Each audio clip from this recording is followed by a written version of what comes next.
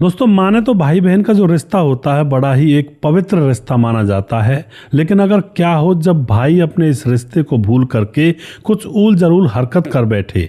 आज की इस घटना के अंदर भाई ने अपने दोस्तों के साथ मिलकर अपनी बहन को कोठे पर बेच दिया और फिर उसके बाद जब राज खुलता है तो फिर यहाँ पर पता चलता है कि आखिर यह कुकृत्य किया क्यों था। पूरी कहानी यहाँ पर जानेंगे। वीडियो को लास्ट तक जरूर देखा करें। नमस्कार, मैं हूँ सुदेश कुमार और तिरछी बात चैनल में आपका स्वागत है। यह घटना उत्तर प्रदेश के गाजियाबाद के अंदर एक गांव है। सिंपल सा उस गांव के अंदर यह घटना घटित होती है, जिस गांव के अंदर गणपत राम नाम का एक शख्स रहा करता है। उसके साथ उसकी पत्नी है और जो गणपत राम होता है वह बीमार रहा करता है। और गणपत राम के दो बच्चे हैं। एक तो बेटी है बबली, जो कि 12वीं क्लास पास करने के बाद अपने घर पर अपनी माँ का हाथ बटाया करती है, और एक बेटा है निक्कू जो उससे बड़ा है और यह गोद लिया हुआ बेटा है। दोस्तों, अब यहाँ पर क्या होता है, गरीबी को देख करके, जो घर के अंदर गरीबी होती है भाई, पिता की दवाइयों के पैसे भी जुटाने पड़ते हैं और पिता इस तरह से बीमार है कि कम से कम महीने में 6,000 रुपये तो पिता की बीमारी के लिए पैसे चाहिए ही चाहिए। अब पैसे आए कहाँ से, क्योंकि पिता ही कमाने वाला था और पिता ही अब बीमार पड़ गया और ये दोनों बच्चे हैं घर के अंदर। अब जो भाई होता है निक्कू, वह तो इस बात की तरफ ध्यान देता नहीं है कि पिता बीमार है या घर में कोई परेशानी है। लेकिन जो बेटी होती है बबली, जो 12वीं क्लास पास करने के बाद अपने घर पर बैठकर काम करती है, उसको अपने घर की परिस्थिति को देख करके बड़ा तरस आता है कि मेरे घर परिवार में इतनी तंगी चल रही है पैसे की, और मैं अगर यहाँ पर कुछ ना कर सकी तो धिक्कार है मेरे जीवन के ऊपर। तो गरीबी को देख करके वह अपने पिता से ये भी नहीं कह पाती है कि पापा मुझे 12वीं क्लास के बाद और पढ़ना है, क्योंकि वह चुप है कि फीस कहाँ से आएगी, कैसे पढ़ूंगी। लेकिन वह तरकीब निकालती है कि अगर मेरा एडमिशन नहीं हो रहा है तो कोई दिक्कत नहीं, क्योंकि 1 साल उसका बीच में गैप ईयर लग गया था। तो 1 साल बर्बाद होने के बाद अब वह विचार करती है कि क्यों ना मैं अपना खर्चा खुद निकालूं और घर वालों को भी खर्चा निकालूं, और खर्चा अगर निकलने लगा तो फिर मैं अपनी पढ़ाई अपने आप करने लगूंगी। तो इस बात को सोच करके दोस्तों वह सोचती है कि पढ़ाई होती रहेगी, क्यों ना मैं बच्चों को ट्यूशन पढ़ाने लगूँ। जो आस पड़ोस के बच्चे होते हैं छोटे छोटे, तो वह अब आस पड़ोस के छोटे छोटे बच्चों को ट्यूशन की क्लासें देने लगती है और धीरे धीरे उसके पास बहुत सारे बच्चे आस पड़ोस के इकट्ठे होने लगते हैं और ट्यूशन का काम काफ़ी अच्छा चलने लगता है। ट्यूशन का काम इतना अच्छा चलने लगता है कि उसको महीने में 15 से 20 हज़ार रुपये की आमदनी होने लगती है।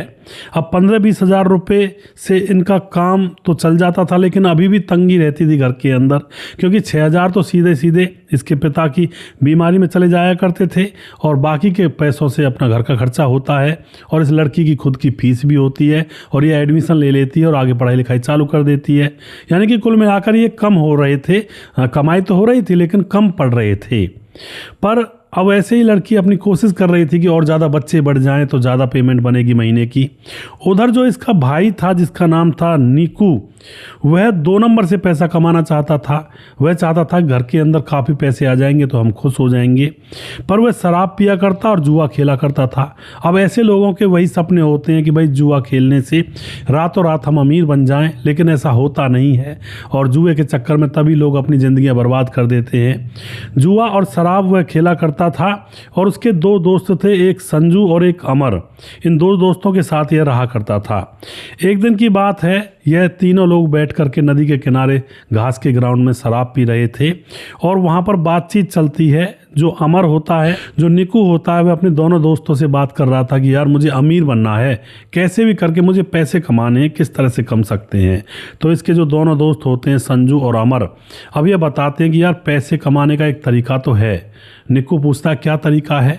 दोनों दोस्त कहते हैं कि हम दिल्ली गए थे एक बार घूमने के लिए और वहाँ पर हम रेड लाइट पर भी गए थे, हम जाते रहते हैं। तो रेड लाइट पर जो एक औरत होती है और उसने हमसे कहा था, जो मालकिन होती है रेड लाइट के कोठों की, उसने कहा था कि भाई एक लड़की लाओ और 2 लाख रुपए ले जाओ। यानी कि 2 लाख रुपए हमें वहाँ से तुरंत मिल सकते हैं अगर हम किसी लड़की को उस रेड लाइट इलाके में किसी कोठे पर बेच देते हैं। तो अब यह बात इनके बीच में चलती है। तो अब जो निक्कू होता है बड़ा भाई, वह अब इन्हीं बातों को अपने मन और विचार में सोचने लगता है कि यार कैसे करें, क्या होगा, कैसे होगा। तो अपने घर आ जाता है। घर आकर के वह रात पूरी रात भर सोचता रहता है कि मुझे 2 लाख रुपए कमाने हैं, कोई गांव में कौन सी लड़की ऐसी है जिसको मैं ले जा सकता हूं, और लड़की को ढूंढना पड़ेगा। अब क्या होता है दोस्तों, निक्कू घर आने के बाद जैसे सो जाता है, रात भर उसके मन में ख्याल चलता रहता है। सुबह उठकर देखता है तो घर के अंदर लड़ाई हो रही थी, क्योंकि पिता की दवाई के लिए पैसे कम पड़ रहे थे। तो पिता भी लड़ रहा था कि भाई अब कैसे करें। लड़ तो क्या रहा था, मतलब घर के अंदर माहौल ख़राब था कि अब क्या करेंगे, दवाई कहाँ से आएगी।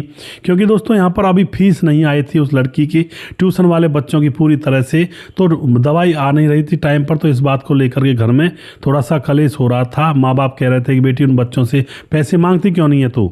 बेटी कहती है बाबा मैंने मांगे हैं लेकिन अभी उन्होंने दिया नहीं है, दे देंगे। तो इस बात को लेकर इनके बीच में थोड़ी कहासुनी आपस में हो रही थी। और जो ये लड़का होता है निक्कू, जैसे ही ये जगता है सुबह सुबह और उनके पास जाकर बैठता है तो इसका पिता इसे भी गाली देने लगता है कि ये एक काम का ना कटका और बड़ा हो रहा है, इसको नौकरी करनी चाहिए, लेकिन घर का पूरा खर्चा हमारी बेटी उठा रही है। अब एकदम से इसका दिमाग ठनक जाता है। इसको बेटी के प्रति, यानी कि जो अपनी बड़ी बहन थी उसके प्रति नफरत हो जाती है। और फिर ये थोड़ा बाहर चला जाता है और 2 घंटे बाद फिर पता नहीं क्या सोचता है, वह अपने उन दोस्तों को बुलाता है गांव के बाहर और उनसे न जाने कैसी बातचीत करता है। और बातचीत करने के बाद वह अपने घर आता है।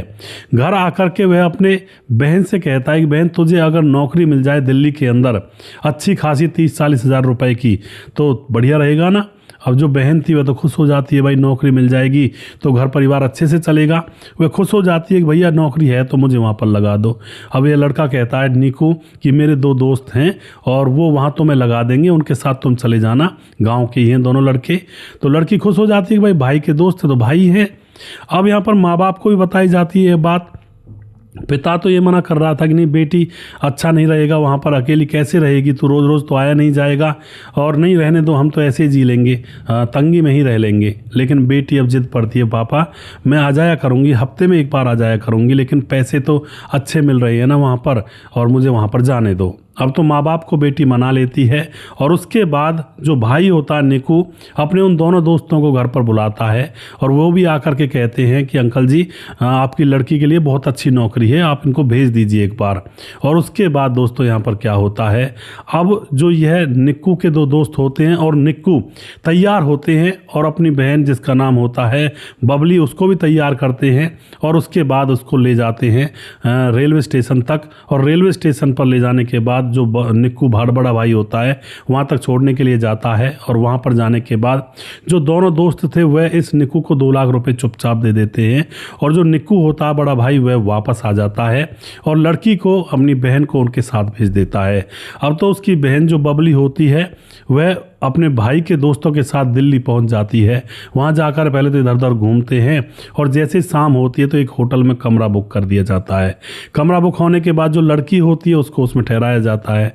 लड़की कहती है कि भैया कमरा बुक कर रहे हो यहाँ पर, नौकरी कहाँ है? लेकिन वह दोनों लड़के कहते हैं नौकरी के लिए कल तुम्हारा सुबह इंटरव्यू है। यह कहकर के वो लड़की शांत हो जाती है। शाम होती है, शाम के समय में अब क्या होता है, बबली के खाने में वह लोग नींद की गोलियां मिला देते हैं और बबली जैसे उस खाने को खाती है तो बबली चित्तपट हो जाती है, बिल्कुल बेहोश हो जाती है। और उसके बाद दोस्तों वही गाँव के दरिंदे उसके साथ हैवानियत और वहसियत करते हैं और उसके साथ रात भर वह गंदा काम करते हैं जो नहीं करना चाहिए था और साथ में उसकी वीडियो भी बना लेते हैं। और दोस्तों जब सुबह होती है तो उस लड़की की आंखें एक रेड लाइट एरिया के एक कोठे पर खुलती हैं और शरीर के ऊपर, बदन के ऊपर एक भी कपड़ा नहीं था। अब तो एकदम जगती है, वहाँ पर बहुत सारी और भी औरतें थी, देख करके घबरा जाती है मेरे कपड़े कहाँ हैं और मैं कहाँ आ गई। लेकिन इतने में ही वहीं पर वह दोनों भी बैठे हुए थे, जो निक्कू बड़े भाई के दोस्त थे जिनका नाम था संजू और अमर, वह भी वहीं पर बैठे हुए थे। और उसके बाद जो उस कोठे की मालकिन होती है वह आकर के उससे कहती है कि तुम्हें बेच दिया गया है 5 लाख रुपए में, और अब जब तक 5 लाख रुपए वसूल नहीं हो जाएंगे तब तक तुम यहीं पर रहोगी और धंधा करोगी जैसा यहाँ पर और लड़कियाँ करती हैं। अब तो यह बात सुन करके लड़की के तो पाँव के नीचे से ज़मीन खिसक जाती है, रोने लगती है और उन दोनों से कुछ कहना चाहती है लेकिन वे हंस जाते हैं और कहते हैं अब तुम्हें यहीं पर रहना होगा, अब तुम यहीं पर रहकर कमाओ और हमने तुम्हारे भाई को 2 लाख रुपए दिए हैं तुम्हारे बदले में, अब तुम उन पैसों को चुकाओ और यहाँ से कमाओ। यह बात सुन करके अब दोस्तों बबली अपने भाई को याद करके बहुत ज़ोर से रोने लगती है कि उसने मेरे साथ ऐसा किया, मुझे ऐसी जगह पर भेज दिया। और उसके बाद अब दोस्तों क्या होता है, जो दोनों लड़के होते हैं संजू और अमर, वह कोठे की मालकिन से कहते हैं कि आज रात हमें यहीं पर रुकना है, यहीं पर मज़े लेने हैं। और उसके बाद दोस्तों वह वहीं पर रुक जाते हैं। लेकिन अकस्मात उस लड़की के भाग्य से उसी रात उस कोठे पर पुलिस का छापा पड़ जाता है और फिर बहुत सारी लड़कियों को और लड़कों को उठाया जाता है। तो अब यहाँ पर इस लड़की को भी उठाया जाता है, बबली को भी, और इसके साथ इसके गांव के 2 लड़के संजू और अमर, उनको भी उठाया जाता है। इन दोनों को उठा करके और फिर पुलिस थाने में ले जाया जाता है। तो जो लड़की बबली होती है रो रही होती है। जब पुलिस उससे पूछती है क्यों रो रही है, तो बबली बताती है कि मैं इस तरह से, मेरे भाई ने इनको बेच दिया और ये मुझे यहाँ पर बेच रहे थे, 5 लाख रुपए में बेच दिया था, लेकिन ये गए नहीं थे वापस, इसलिए पकड़ में आ गए हैं। तो यह सारी बात वह लड़की पुलिस को बता देती है और उसके बाद पुलिस उन दोनों लड़कों को पूछती है, उनकी अच्छी तरह से खातिरदारी करती है। तो यहाँ पर वे दोनों रो रो करके सारी बात बताते हैं और फिर यहाँ पर बबली को उसके गांव लाया जाता है पुलिस के द्वारा और इन लड़कों को जेल में भेजा जाता है। और गांव आने के बाद उस निक्कू जो बड़ा भाई था उसको अरेस्ट किया जाता है और बबली को उसके माँ बाप के हवाले कर दिया जाता है। माँ बाप को देख करके बबली जोर जोर से रोने लगती है और सारी बात माँ बाप को बताती है। तो पिता भी कहता है कि बेटी, किसी को चाहे कितना भी अपना बना लो, लेकिन पराया तो पराया ही होता है। अब यह बात क्यों कही थी पिता ने? यह बात इसलिए कही थी क्योंकि जो बेटा था निक्कू, वह गोद लिया हुआ बेटा था, वह किसी और का बेटा था। उन्होंने गोद लिया था कि इसको हम पाल लेंगे, हमारे पास कोई औलाद नहीं है, और बाद में उनको बेटी हो गई थी। तो इस तरह से दोस्तों इस भाई ने अपनी बहन को ही जुए के चक्कर में, शराब के चक्कर में कोठे पर बेच दिया था अपने दोस्तों के हाथ। इसने ये सोचा था कि इसको वहाँ पर बेच करके और फिर घर आकर कह देंगे कि अच्छी से नौकरी लग रही है, और फिर कुछ दिन बाद जब वह नहीं आएगी तो ऐसा ड्रामा करेंगे कि भाई वह पता नहीं कहाँ चली गई, भाग गई या किसी के साथ या फिर मर गई या क्या हुआ, तो वह उसको हम खोई हुई घोषित कर देंगे। यह इनकी पूरी प्लानिंग थी। तो इस तरह से दोस्तों कई बार समाज के अंदर, अब ये खून का रिश्ता तो नहीं था, लेकिन जिस बच्चे को माँ बाप ने पाला, बचपन से उसकी परवरिश की और उसी घर में एक बहन है, तो क्या उसको अपना फ़र्ज़ नहीं निभाना चाहिए था? कई बार बिना खून के रिश्ते भी इतना बड़ा फ़र्ज़ निभा जाते हैं जो खून के रिश्ते भी नहीं निभा पाते हैं। लेकिन इसने तो अपनी कहते हैं ना, एक तरह से इंसानियत को ही कलंकित कर दिया। जिसको पाला था, पोसा था, उसने ऐसा रंग दिखा दिया लास्ट में। तो आप जो भी कुछ कहना चाहते हैं इस कहानी के बारे में अपनी राय कमेंट बॉक्स में लिख सकते हैं। और वीडियो के लास्ट में कुछ भाइयों के नाम लेना चाहूँगा जो हमारे वीडियोज़ को देखते हैं और हमें खूब सपोर्ट करते हैं। हमारे साथ है कमल अंसारी। वीडियो रोज़ देखते हैं हम, आपकी वीडियो रोज़ सुनते हैं, आप हमारा नाम नहीं लेते हैं और हमारा नाम भी ले लिया करें। जफराबाद वेलकम, जनता कॉलोनी से अबरार अंसारी, कमल अंसारी, बहुत बहुत धन्यवाद करते हैं जी आपका। और उसके बाद हमारे साथ भीमदत्त जोशी हमारा भाई कमेंट करते हैं, एमएलए होने का फ़ायदा उठाया और दुनिया की नज़र से भले बच जाए लेकिन भगवान की नज़र से बचेगा नहीं। सुजीत कुमार, नमस्कार गुरु जी, राधे राधे, बहुत बहुत धन्यवाद करते हैं जी। साहबुद्दीन अली हमारे भाई कमेंट करते हैं और उसके बाद लोकेश नागर कमेंट करते हैं, संदीप कुमार कमेंट करते हैं, राजेंद्र देरू कमेंट करते हैं, मुकेश कुमार यूपी से हैं, समाधान पाटिल जलगांव से हैं, मनु श्रीवास्तव कहते हैं कि आपकी कहानी समझने योग्य है और एमएलए ने लड़की के साथ बहुत गलत किया। और गोपालगंज बिहार 28 वार्ड नंबर 23 से जय श्री राम मनु जी। और उसके बाद हमारे साथ हैं जीवन सुतर कमेंट करते हैं, प्रवीण बघेल से पुरी से हैं, अशोक गहलोत कमेंट करते हैं, विंध्याचल राजभार कमेंट करते हैं और उसके बाद मोनू जैन कमेंट करते हैं, राम गोसाई कमेंट करते हैं, समाधान पाटिल जलगांव महाराष्ट्र से कमेंट करते हैं और उसके बाद राधेश्याम शर्मा सिरसी जयपुर राजस्थान से, राव मोहम्मद यासीन लाहौर पाकिस्तान से, राजकिशोर चौरसिया महाबलेश्वर महाराष्ट्र से हैं और उसके बाद हमारे साथ छगनदास खारडाबांध राजस्थान से और दुर्योधन भाई कमेंट करते हैं और उसके बाद सुशील चौधरी हमारे भाई लगातार कमेंट करते हैं। और जिस भी भाई का नाम रह गया है उस भाई का नाम अगले वीडियो में ज़रूर लूँगा। अगला वीडियो बहुत जल्दी फिर से लेकर आऊँगा। तब तक आप खुश रहें, सावधान रहें। जय हिंद, जय भारत।